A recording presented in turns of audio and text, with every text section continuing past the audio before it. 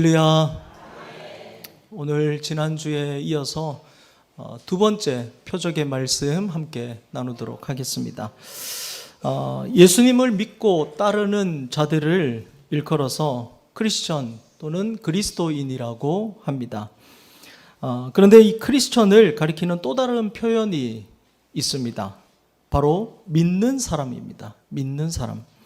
그러니까 크리스천은 곧 믿는 사람이라는 것입니다. 그만큼 우리에게 믿음이 중요합니다. 성경은 믿음이 없이는 하나님을 기쁘시게 할 수 없다라고 말씀합니다. 또한 믿음으로 구원에 이른다라고 말씀합니다. 사도 바울 역시 그의 서신서 곳곳에서 성도들에게 믿음 위에 굳게 서라고 권면했습니다. 오늘 여러분에게 묻습니다. 여러분은 믿음을 가지고 계십니까? 1997년 미국의 한 시사주간지에서 성인 1000명을 대상으로 흥미로운 여론조사를 실시했는데요. 질문이 이것이었습니다. 이 세상 사람들 가운데 죽은 후 천국에 갈 것 같은 사람이 있다면 누구라고 생각하십니까? 사람들이 여러 유명 인사들의 이름을 떠올렸습니다. 가장 많이 언급된 사람 중에 한 명이 평생 가난한 자들을 섬긴 마더 테레사였습니다. 응답자의 79%가 마더 테레사는 천국에 갈 것 같다고 대답했습니다. 그 다음으로 당시 최고의 농구 스타였던 마이클 조던으로 69%가 나왔고요.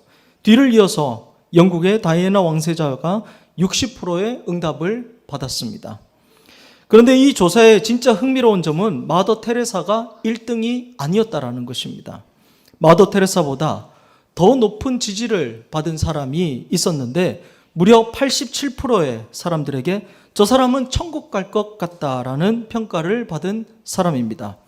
그 사람이 누구였을까요? 놀랍게도 바로 자기 자신이었습니다. 누가 천국에 갈 것 같습니까? 라는 질문에 응답자의 87%가 나는 천국에 갈 것 같다라고 대답을 한 것입니다. 이처럼 많은 사람들이 다 자기는 잘 믿고 있다고 생각합니다.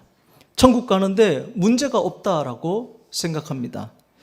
여러분도 그러시죠? 근데 진짜 잘 믿고 있으신 건 맞습니까? 한 청년이 태어나서 처음으로 교회에 나갔다가 목사님의 설교에 큰 은혜를 받았습니다. 그날 목사님의 말씀이 마태복음 17장 20절의 본문으로 우리에게 겨자씨만한 믿음이 있으면 산을 옮길 수 있다라는 내용이었는데요. 마침 이 청년의 집 뒤에는 큰 산이 하나 있었는데 겨울만 되면 눈사태가 나서 골치를 앓고 있던 차에 목사님의 말씀으로 인해 해결 방법이 생겼던 것입니다. 그래서 이 청년은 그때부터 밤낮으로 믿음을 얻기 위해 기도하기 시작했습니다. 40일간 금식하며 작정 기도에 들어갔습니다. 그리고 이 소식이 설교를 한 목사님의 귀에도 들어갔습니다. 그러자 이 목사님은 걱정이 되기 시작한 겁니다. 물론 성경에 있는 말씀이지만 아직까지 그렇게 산이 옮겨진 것을 본 적이 없고 들은 적도 없기 때문이었습니다. 어쩌지? 안 될 텐데 어쩌지? 목사님은 깊은 고민에 빠졌습니다. 그리고 하나님께 기도하기를 주님 저 청년이 응답받지 못해도 실망하지 않도록 해주십시오라고 말했습니다. 그리고 40일이 지났습니다. 어떻게 됐을까요? 목사님이 초조한 마음으로 기다리고 있는데 그 청년이 싱글벙글 웃으며 목사님께 찾아와 말했습니다. 목사님, 하나님께서 제 기도를 들어주셨습니다. 순간 목사님이 깜짝 놀랐습니다. 정말요? 그러자 청년이 말합니다. 네, 그런데 요즘엔 하나님께서 산을 번쩍 들어 옮기시는 것이 아니라 기계로 옮기시더라고요. 무슨 말인고 하니 청년이 기도하던 사이에 청년의 집 주변에 새로운 도로가 뚫리면서 거기에 들어갈 흙들을 청년의 집 뒷산에서 다 실어 날라 산이 없어져 버린 것입니다. 할렐루야. 여러분, 하나님의 말씀은 신실함을 믿으시기 바랍니다. 주님의 약속은 어제나 오늘이나 동일함을 믿으시기 바랍니다. 내가 생각한 방식이 아닐지라도 하나님은 반드시 당신의 방법으로 일하시는 분이심을 믿으시기 바랍니다. 그런데 여러분, 오늘 정작 우리의 모습은 어떻습니까? 입술로는 하나님의 살아계심을 말하고 그 말씀을 믿는다고 고백하면서 삶의 자리에서는 예화에 나오는 목사님처럼 설마 되겠어? 안 될 텐데 하며 끊임없이 의심하고 내 지식과 경험의 한계 속에 하나님을 가둬두고 있지는 않습니까? 오늘 말씀을 통해서 우리의 믿음을 돌아볼 수 있기를 바랍니다. 자, 본문으로 들어가 보겠습니다. 오늘 본문은 예수님께서 사마리아에서 갈릴리로 가시는 것으로 시작이 됩니다. 우리 43절 말씀 우리 함께 읽겠습니다. 시작. 이틀이 지남에 예수께서 거기를 떠나 갈릴리로 가시며. 아멘.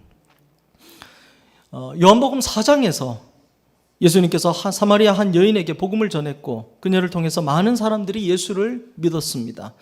그리고 예수님은 거기서 이틀을 더 머물면서 그들과 교제하고 말씀을 나누시다가 원래 가시려고 했던 갈릴리로 가시게 됩니다. 44절 말씀 우리 이어서 함께 읽겠습니다. 친히 증언하시기를 선지자가 고향에서는 높임을 받지 못한다 하시고. 자, 이 말은요, 당시에 떠돌던 말, 당시에 그 사람들에게 떠돌던 말은 예수님께서 하신 것입니다. 예수님께서는 자신이 고향에서 환영받지 못한다는 사실을 알고 계셨습니다. 그래서 고향으로 가는 마음이 편치 않으셨습니다. 그런데 웬일인지 이런 예수님의 말씀과는 다르게 갈릴리 사람들이 예수님을 환영했습니다. 45절 말씀 함께 읽겠습니다. 갈릴리에 이르심에 갈릴리인들이 그를 영접하니 이는 자기들도 명절에 갔다가 예수께서 명절 중 예루살렘에서 하신 모든 일을 보았음이더라. 아멘. 자, 예수님을 환영했습니다. 예수님의 생각과 달리 그들이 예수님을 환영했습니다. 그런데 이들은 왜 예수님을 환영했습니까? 명절에 예수님께서 예루살렘에서 하신 기적들을 그들이 보았기 때문이었습니다. 예수님께서 성전을 청결하게 하시고 병 고치는 일과 귀신 쫓아내는 일들을 통해 사람들로부터 주목받는 것을 이들이 보았던 것입니다. 그리고 동네 사람으로서 예수님이 너무 자랑스러웠던 것입니다. 이야, 우리 동네에서 훌륭한 인물 하나 나왔네 라고 하면서 말입니다. 그래서 이들은 갈릴리로 오신 예수님을 환영한 것인데요. 따라서 이들의 환영은 예수님을 주님으로, 인류의 구원자로, 메시아로서 환영한 것이 아니었습니다. 그저 유명세 때문에, 그리고 그런 기적들을 통해서 자기들이 기대하고 원하는 것을 얻기 위해 예수님을 환영한 것이었습니다. 여러분, 이런 경험 있지 않으십니까? 어느 날 평소에 연락도 잘 안 하던 친척이나 지인에게 전화가 옵니다. 아주 반갑게 안부를 묻습니다. 요즘 어떻게 지내냐고, 건강은 괜찮냐고 한참을 다정하게 이야기합니다. 그러다 통화가 끝날 무렵에 그런데 내가 부탁이 하나 있는데, 뭐 그것 때문에 전화한 건 아닌데 내가 부탁이 하나 있는데 이런저런 일이 있다고 합니다. 그 순간 여러분은 느끼셨을 것입니다. 아, 나를 보고 싶었던 게 아니구나. 이거 부탁하려고 전화했구나. 다 알죠? 아무리 아니라고 해도 그것 때문에 전화한 거 다 압니다. 또 선거철만 되면 평소에는 지역구에 잘 보이지도 않던 정치인이 갑자기 나타납니다. 시장에 나타나서 상인들과 악수하고 국수도 한 그릇 드시고 어르신들 손 꼭 잡아 드리면서 눈물을 글썽입니다. 그러면서 말합니다. 제가 어르신의 삶을 바꿔드리겠습니다. 왜 이런 말을 하는지 다 알죠. 예, 결국 한 표 찍어달라는 것 아니겠습니까? 여러분, 마찬가지로 하나님도 다 압니다. 우리가 주님을 찾는 것이 주님을 사랑해서인지 아니면 내 문제를 해결받고 싶어서인지 다 압니다. 우리가 주님 앞에 속일 수 없음을 믿으시기 바랍니다. 자, 그리고 그때 인생의 아주 절박함 가운데 예수님께로 온 한 사람이 있었습니다. 우리 46절 말씀 함께 읽겠습니다. 예수께서 다시 갈릴리 가나에 이르시니 전에 물로 포도주를 만드신 곳이라 왕의 신하가 있어 그의 아들이 가버나움에서 병들었더니. 아멘.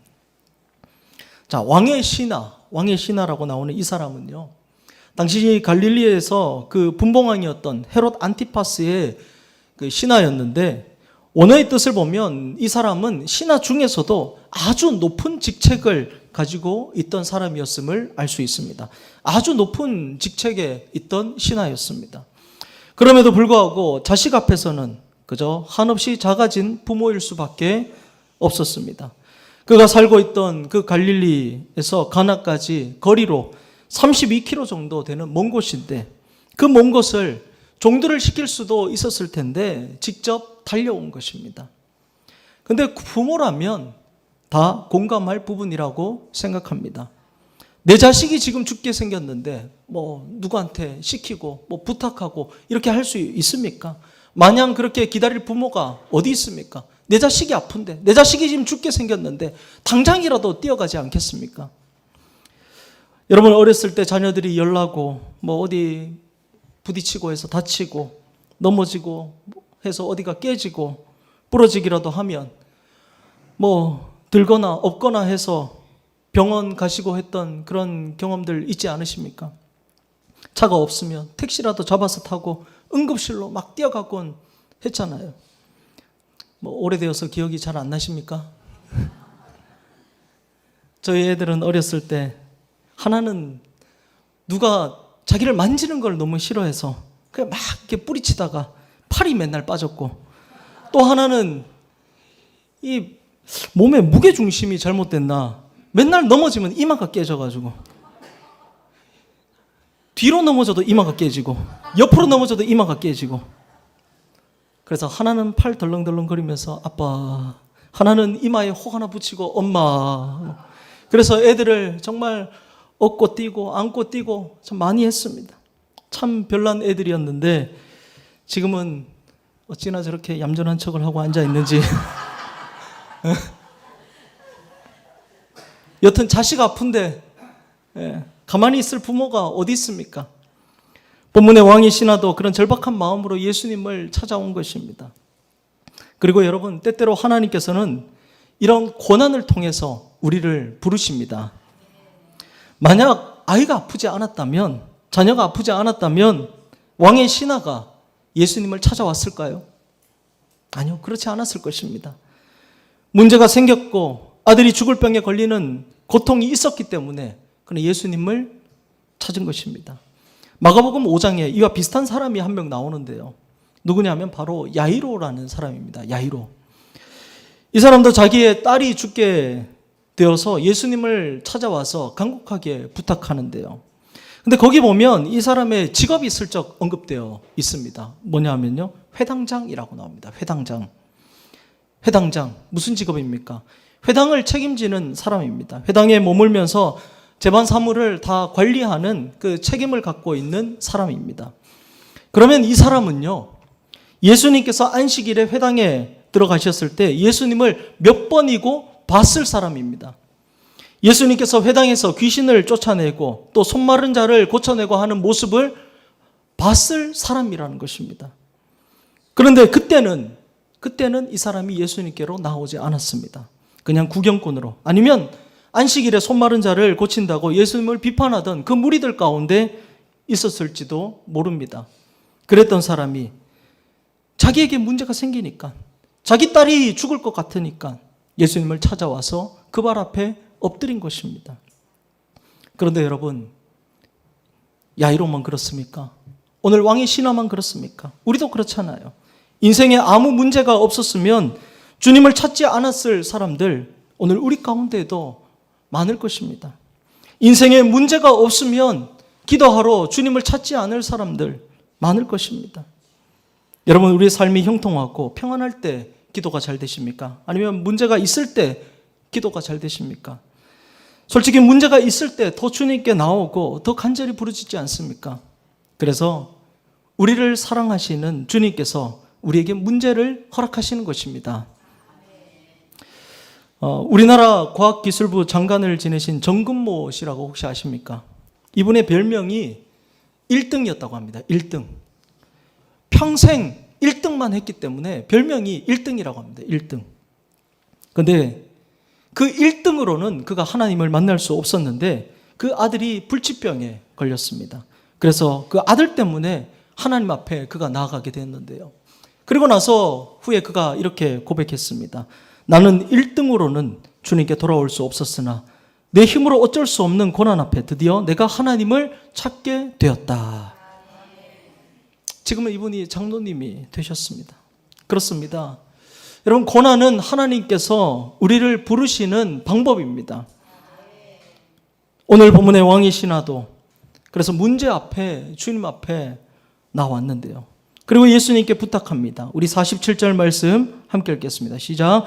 그가 예수께서 유대로부터 갈릴리로 오셨다는 것을 듣고 가서 청하되 내려오셔서 내 아들의 병을 고쳐주소서 하니 그가 거의 죽게 되었습니다. 아멘. 자, 여기서 여러분, 청하되라는 말이요, 아주 절박한 표현입니다. 그래서 애원했다라는 말이 더 적절할지도 모릅니다. 그렇게 자식이 죽어가는 상황에서 왕의 신하는 자신의 신분을 다 내려놓고 예수님의 발 앞에 엎드려 애원합니다. 자, 그런데 48절 말씀 우리 계속해서 보면 예수님의 반응이 이렇습니다. 우리 함께 읽겠습니다. 예수께서 이르시되 너희는 표적과 기사를 보지 못하면 도무지 믿지 아니하리라.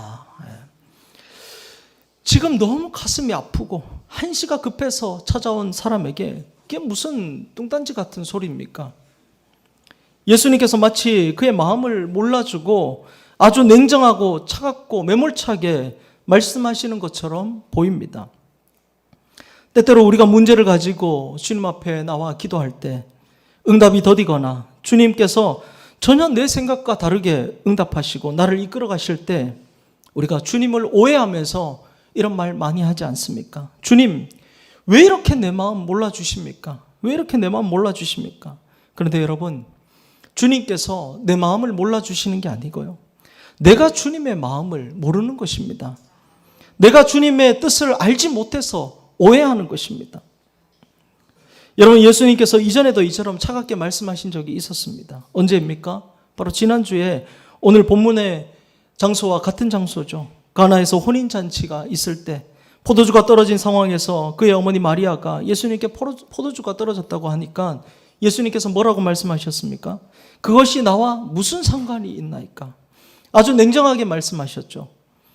정말 상관이 없어서 예수님께서 그런 말씀을 하신 것이었습니까? 아닙니다. 예수님께서는 마리아의 그 믿음을 물으신 것이었습니다. 그래서 마리아가 예수님과의 바른 관계, 믿음 가운데 나오게 하시기 위해서 그런 것이었습니다. 마찬가지입니다. 오늘 왕의 신하에게 예수님께서 아주 매몰차게 너는 표적과 기사를 보지 않으면 도무지 믿지 않느냐라고 말씀하신 것은 그가 기적을 보고 아들의 병 고침만 받고 가면 아무 소용이 없기 때문에 그렇게 말씀하신 것이었습니다.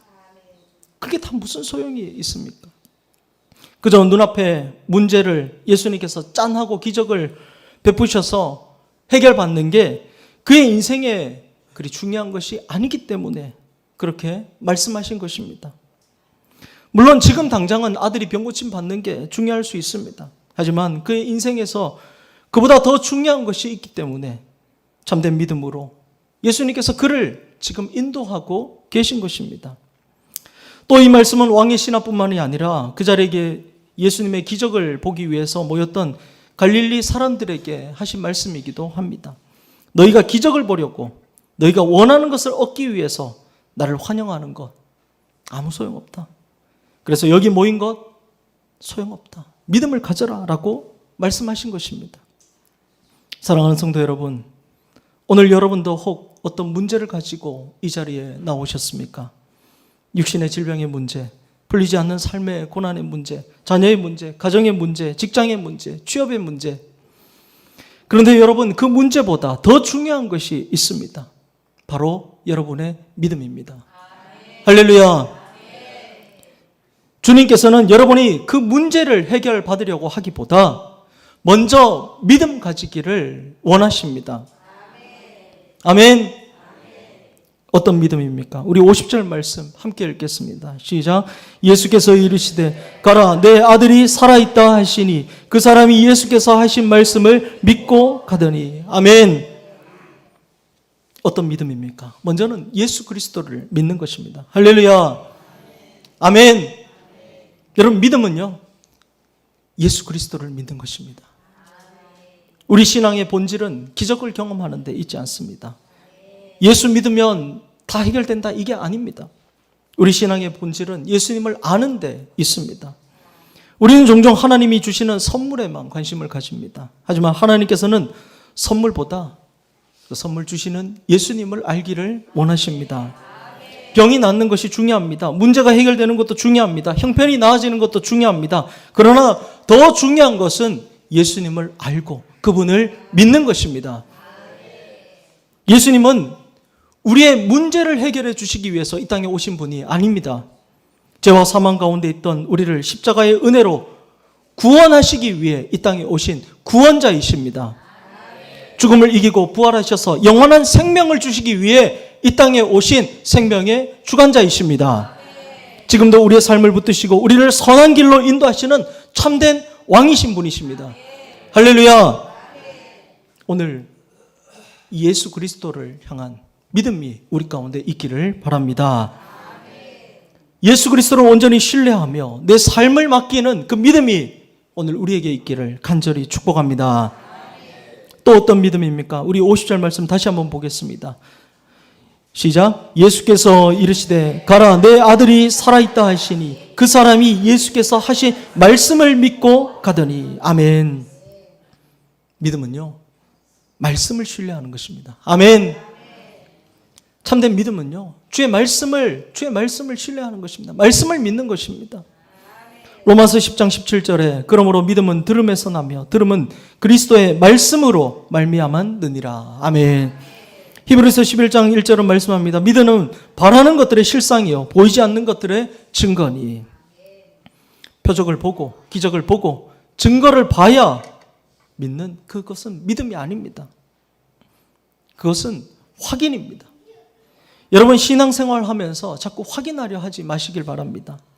오늘 기도하고 내일 확인하는 그런 믿음 없는 기도를 이제 하지 않기를 바랍니다. 믿음 가지시길 바랍니다. 말씀을 믿는 참된 믿음 가지시기를 바랍니다. 부활하신 예수님께서 제자들 앞에 나타나셨을 때 그 자리에 있지 않았던 도마는 내가 보지 않고는 믿지 않겠다라고 말했습니다. 그러자 예수님께서 이틀 후에 도마에게 나타나셔서 몸을 보이시며 손가락을 내밀어 예수님의 손을 보라 하시고 또 손을 내밀어 예수님의 옆구리에 넣어보라고 하셨습니다. 그리고 그에게 믿음 없는 자가 되지 말고 믿는 자가 되라라고 말씀하셨습니다.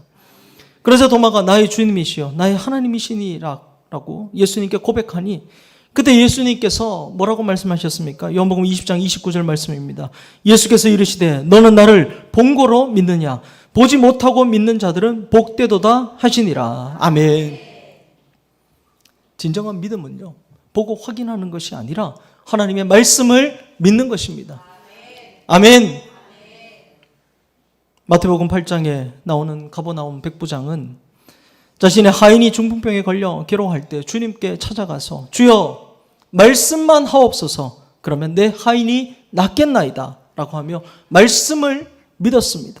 그러자 예수님께서 그런 그를 향해서 이스라엘 중 아무에게도 이만한 믿음을 보지 못하였노라 하고 크게 칭찬하셨습니다. 할렐루야. 오늘 말씀을 믿는 믿음이 우리 가운데 있기를 간절히 축복합니다. 이제 말씀을 맺겠습니다. 1800년대 말 미국 뉴욕 지역에서 청년 목사로 아내 레아와 함께 주님께 헌신한 윌리엄 쿠싱이라는 분이 계십니다. 그런데 그의 나이 47세 사랑하는 아내가 세상을 떠나고 그는 깊은 슬픔에 빠졌습니다. 그리고 이 슬픔을 극복하지 못한 그는 결국 목회를 중단하게 되었고 건강마저 상실해서 반신불구가 되었습니다. 그러던 어느 날 아침 말씀을 보고 묵상하다가 그는 하나님께 이런 기도를 드리게 됩니다. 주님, 제가 아직도 주님을 위해 할 일이 있을까요? 제가 아직도 이 몸으로 주님을 따를 수 있을까요? 그렇게 기도하는 그때 그의 마음속에 찬송시가 떠오르기 시작하고 그때로부터 그는 무려 300곡 이상의 찬송시를 작사하는 새로운 사역을 시작하게 되는데 그때 그가 남긴 곡 중에 그의 신앙 고백과도 같은 위대한 찬송시가 하나 있는데 바로 이것입니다. 이 눈에 아무 증거 아니 배워도 이 눈에 아무 증거 아니 배워도 믿음만을 가지고서 늘 걸으며 이 귀에 아무 소리 아니 들려도 하나님의 약속 위에 서리라. 아멘. 걸어가세 믿음 위에 서서 나가세 의심 버리고 걸어가세 믿음 위에 서서 눈과 귀에 아무 증거 없어도 우리는 늘 눈에 보이는 확실한 증거를 요구합니다. 손에 잡히는 결과가 있어야 안심하고 눈앞에 길이 보여야 비로소 발을 내디디려고 합니다. 하지만 믿음은 눈과 귀에 아무 증거 없어도 오직 하나님의 신실하신 약속 하나만을 붙들고 의심을 버린 채 나아가는 것입니다. 그럴 때 하나님께서는 당신의 살아계신 증거를 우리 삶에 선명하게 드러내 보여주실 줄로 믿습니다. 오늘 왕의 신하가 기적을 보기 원하는 신앙에서 예수님의 말씀을 믿는 신앙으로 그가 바뀌게 되자 어떤 일이 나타났습니까? 51절 말씀입니다. 함께 읽겠습니다. 내려가는 길에서 그 종들이 오다가 만나서 아이가 살아있다 하거늘. 할렐루야.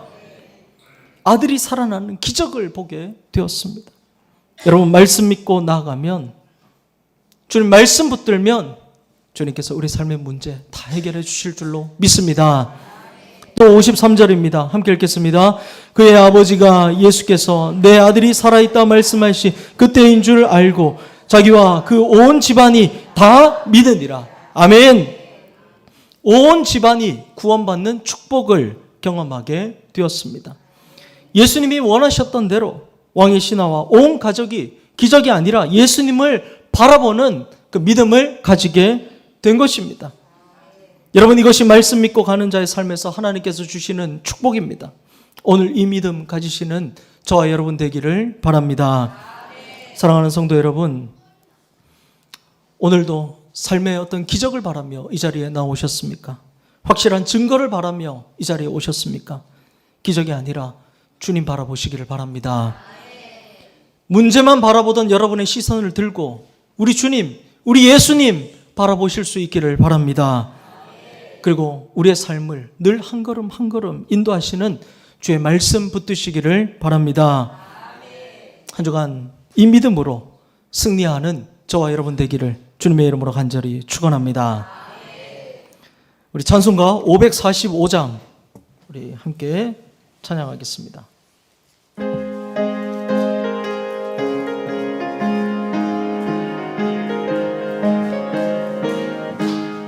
이 눈에 아무 증거 아니 배어도 믿음만을 가지고서는 걸으며 이 귀에 아무 소리 아니 들려도 하나님의 약속 위에 서리라. 걸어가세 믿음 위에 서서 나가세 나가세 의심 버리고 걸어가세 믿음 위에 서서 눈과 귀에 아무 증거 없어도 이는 이 보기에는 어떠하든지 이미 얻은 증거대로 늘 믿으며 이 맘에 의심 없이 살아갈 때에 우리 소원 주 안에서 이르리.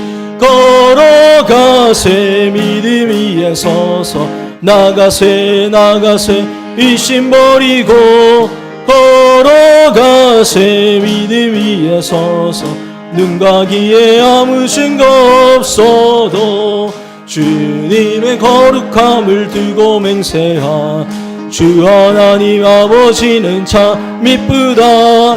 그 귀한 모든 약속 믿는 자에게 능치 못할 무슨 일이 있을까. 걸어가세 믿음 위에 서서 나가세 나가세 의심 버리고 걸어가세 믿음 위에 서서 눈과 귀에 아무 증거 없어도. 우리 이 시간 함께 잠깐 기도하기를 원합니다. 우리 그리스도인들은 믿는 사람입니다. 믿음을 가지고 살아가는 사람들입니다. 믿음이 너무나도 중요합니다. 오늘 우리 가운데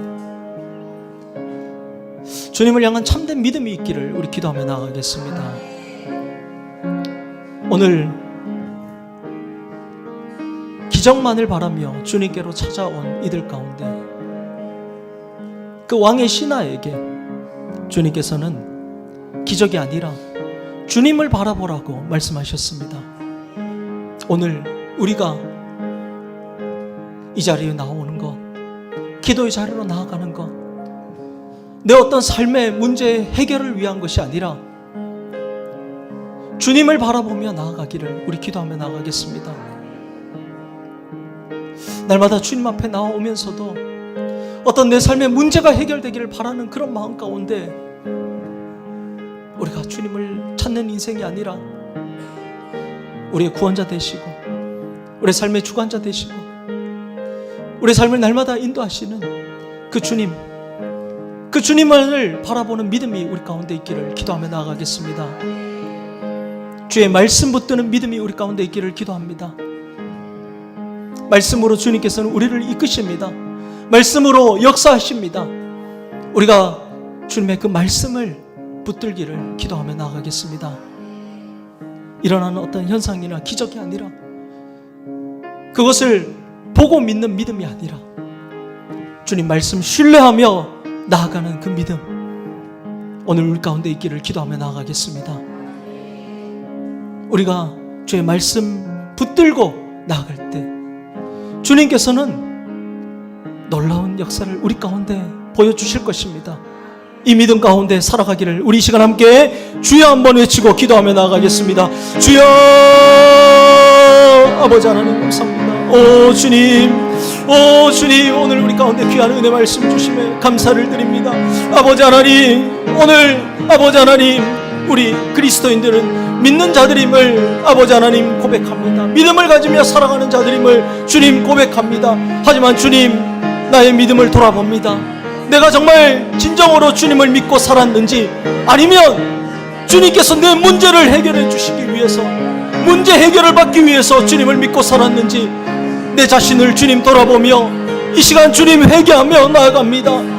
아버지 하나님 내 눈이 나의 시선이 내 삶에 있는 이런저런 문제가 아니라 주님을 바라보게 하여 주시옵소서. 주님을 바라보게 하여 주시옵소서. 아버지 하나님 내가 예수 믿고 살아가는 이 삶 가운데 아버지 하나님 이런저런 문제가 있을 수 있지만 아버지 하나님 그 문제보다 주님 바라보는 눈이 내 삶 가운데 있게 하여 주시옵소서. 아버지 하나님 우리를 구원하시고 우리의 삶에 생명을 주시고 주관하시고 인도하시는 그 주님 예수 그리스도를 온전히 바라보게 하여 주시옵소서. 아버지 하나님 또한 주님을 내 문제 해결자가 아니라 아버지 하나님 온전히 정말 주님께서 나의 정말 삶의 인도자 되심을 바라보며 살아가게 하여 주시옵소서. 아버지 하나님 또한 주님 말씀 믿고 나아가길 원합니다. 아버지 하나님 늘 정말 주님 확인만 하려는 증거만 보려는 신앙이 아니라 주의 말씀 붙들고 나아가는 아버지 하나님 신앙이 내 안에 있게 하여 주시옵소서. 주의 약속의 말씀을 믿게 하여 주시옵소서. 더 확실한 증거를 바라보기보다 아버지 하나님 말씀을 의지하며 살아가게 하여 주시옵소서. 주님 오늘 내 안에 이 믿음이 있기를 원합니다. 주여 이 눈에 아무 증거 아니 보여도 믿음만을 가지고서 늘 걸어가는 아버지 하나님 오늘 우리의 삶이 되게 하여 주시옵소서. 주님만을 바라보며 말씀만을 믿음으로 아버지 하나님 걸어가는 우리의 삶이 되게 하여 주시옵소서. 오 주여 하나님 주님만을 바라보길 원합니다. 아버지 하나님 내 안에 역사하여 주시옵소서.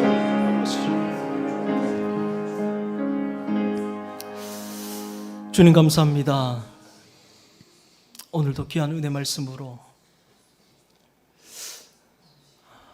내 삶을 주님 돌아보게 하시니 감사합니다. 믿음을 가지고 있다고 주님 앞에 고백했지만 믿음을 가지고 살고 있다고 자신만만했지만 주님 내 안에 믿음이 없었음을 주님 이 시간 고백하며 나아갑니다. 내 삶의 이런저런 문제 때문에 주님을 똑바로 바라보지 못했던 주님 나를 회개하며 나아갑니다. 주님 용서하여 주시옵소서. 문제만을 바라보며 주님께서 이거 해결해 주시기만을 바라며 주님을 찾아왔던 주님 그 모습을 이 시간 회개하며 나아갑니다. 주님 눈을 들어 주님 바라보게 하여 주시옵소서.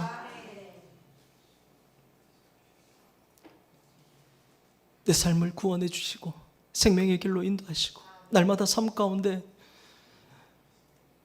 내 삶의 걸음을 한 걸음 한 걸음 인도하시는 그 주님 붙들고 살아가게 하여 주시옵소서. 확실하게 보여지는 증거나 그 기적을 바라보며 살았던 그 모습을 회개합니다. 말씀을 온전히 붙들지 못했던 주님 모습을 회개합니다.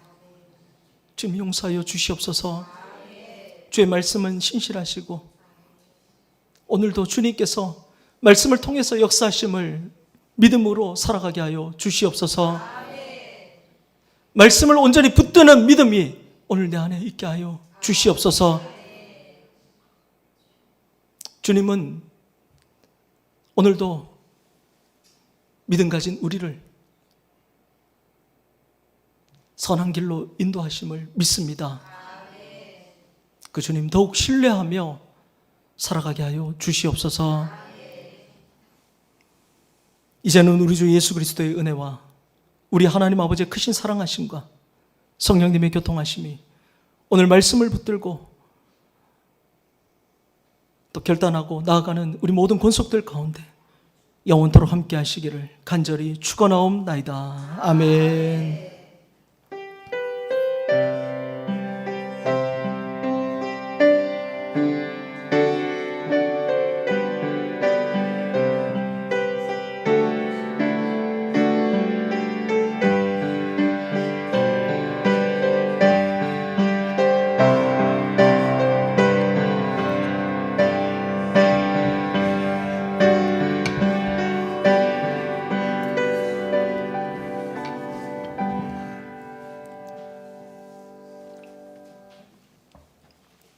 네, 이어서 이사분께 재직회